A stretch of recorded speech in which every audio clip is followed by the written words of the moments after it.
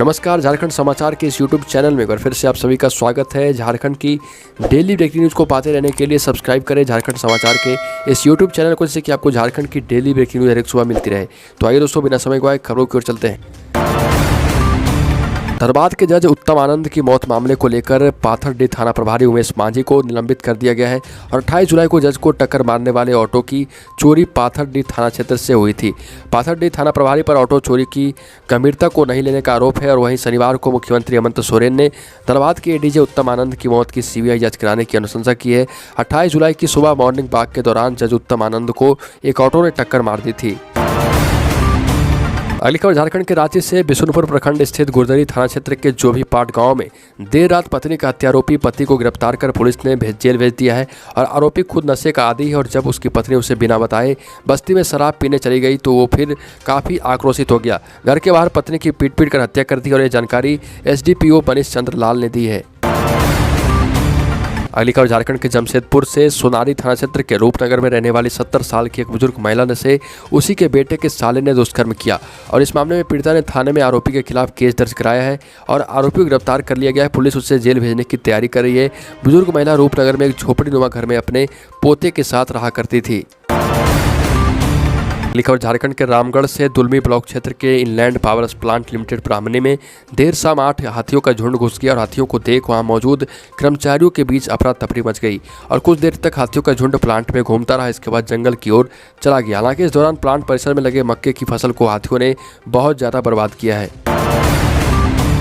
अगली खबर झारखंड के विभिन्न जिलों में पिछले 24 घंटे में 36 नए कोरोना संक्रमित मरीजों की पहचान की गई है और इनमें सर्वाधिक रांची से 8 मरीज मिले हैं। वहीं पूरे राज्य से 44 लोगों ने कोरोना को हरा भी दिया है। अब झारखंड में 252 एक्टिव केस बचे हैं। अब तक पूरे राज्य में 3,47,137 मरीजों की पहचान की जा चुकी है और इनमें से 3,41,749 लोग ठीक भी हो चुके हैं। अगली खबर झारखंड के बोकारो से। बोकारो उत्पाद विभाग की टीम ने थाना क्षेत्र अंतर्गत बारू पंचायत के कल्याणपुर में छापेमारी की और यहां अलग अलग पेटियों में भरे लगभग 6,000 खाली शराब की बोतलें बरामद की है। वहीं लगभग 50 लीटर स्प्रिट भी जब्त किया गया है। मौके से एक संदिग्ध युवक को गिरफ्तार भी किया गया। बरामद बोतलों पर विभिन्न शराब कंपनियों के लोगो लगे हुए थे। उत्पाद विभाग के दरोगा प्रवीण चौधरी ने बताया कि कमरे से एक रजिस्टर बरामद भी किया गया है। साथ ही दोस्तों, राज्य में पिछले 3 दिनों से हो रही मूसलाधार बारिश से पूरे शहर लबालब है। शहर से गांव तक पानी ही पानी है। जुलाई में एक बार मानसून थम सा गया था, लेकिन पिछले 3 दिन में इतनी बारिश हुई कि सारी भरपाई हो गई है। अब तक धनबाद सहित 15 जिलों में औसत से ज़्यादा बारिश हो चुकी है। हालांकि 8 जिलों में अभी आंकड़ा थोड़ा कम है। अगली खबर जामताड़ा जिले के लोहारंगी पुल से नदी में कार गिरने से 3 सवारों की मौत हो गई। मृतकों में बरारी थाना क्षेत्र के हाउसिंग कॉलोनी निवासी रिटायर्ड बीएसएफ जवान रामचंद्र प्रसाद सिंह के इकलौते पुत्र अविनाश कुमार सिंह, दामाद सौरभ सुमन और बेटे के दोस्त सीतांशु नयन शामिल है। वहीं दोस्तों, झारखंड में धनबाद के जज उत्तम आनंद की मौत की जांच अब सीबीआई करेगी। राज्य के मुख्यमंत्री हेमंत सोरेन ने इसकी अनुशंसा कर दी है और इससे पहले सुप्रीम कोर्ट ने मामले में हस्तक्षेप किया था। कोर्ट ने डीएसपी, डीजीपी और सीएस से मामले की पूरी रिपोर्ट मांगी थी। दिवंगत जिला और सत्र न्यायाधीश उत्तम आनंद के परिजन भी सीएम हेमंत सोरेन से मिले थे। उन्होंने उनकी हत्या की आशंका जताते हुए पूरे मामले की निष्पक्ष जाँच की मांग की थी। साथ ही दोस्तों, झारखंड लोक सेवा आयोग ने 6ठी सिविल सेवा परीक्षा के मामले में हाईकोर्ट में अपील याचिका दायर कर दी है, जबकि महाधिवक्ता राजीव रंजन ने इस मामले में हाईकोर्ट के आदेश का अनुपालन करने की राय दी थी। हाईकोर्ट ने 7 जून को चयन प्रक्रिया को अवैध बताते हुए 326 अधिकारियों की नियुक्तियां निरस्त कर दी थी।